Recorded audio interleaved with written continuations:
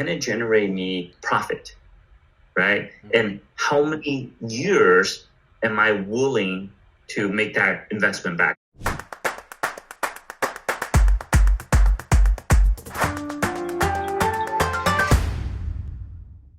Essentially, what your company is worth is valuation. I mean, if you just look up valuation, there are literally teams of experts who are way smarter than me, way hardworking than me, and who understand these stuff, because valuation in business is dependent on a lot of things. At the end of the day, this is what I think. Let's keep it super simple, right? Because I know we're talking about small business right here, and that's the expertise that I lay in. At the end of the day, valuation is what your company is worth is like everything else. It's what someone is willing to pay.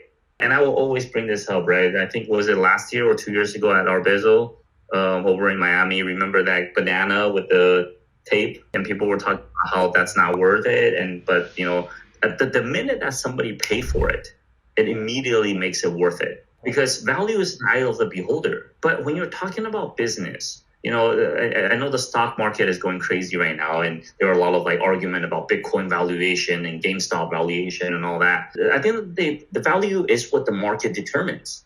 But then beyond that, let's take a look. I want to be very careful here because it's just such a difficult topic and such a complex topic. But beyond that, there are what we call fundamentals. Like, for example, how much money can your business generate? A lot of small business valuations, like people like me and my EO buddies and, even some YPO buddies, when we're trying to sell a company, the fundamentals are we're not talking about Wall Street, right? We're not talking about going public. We're just talking about brick and mortar business, like you buying my business, very small time, under $100 million. Valuation is really just, can this asset, think of the business as an asset, can it generate me profit? And how many years am I willing to make that investment back? So for example, if your business generates $1 million in profit or in EBIT, right, in EBITDA, as a buyer, I have to ask, am I willing to pay 3x for it, 5x for it, 10x for it? If your business is generating $1 million, I'm willing to pay to $3 million.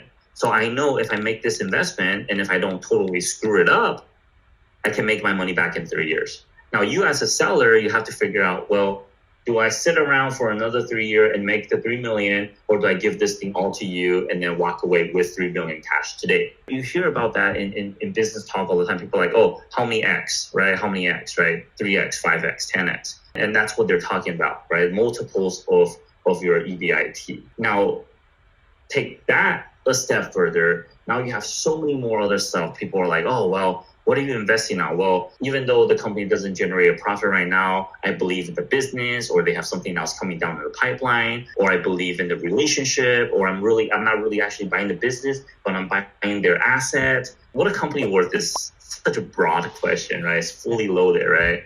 And I don't think we can answer it even in 5 hours of workshop. And I don't think I'm qualified to answer something like that. But just the basic fundamentals, I think it's important to understand. Like when people say, hey, how much is my company worth? Or how much am I willing to part ways with my company? Most of the time, that valuation is based off of a percentage or a multiple of your EBITDA. But then beyond that, there's just an array of reasons why somebody would or would not pay a certain amount for your business.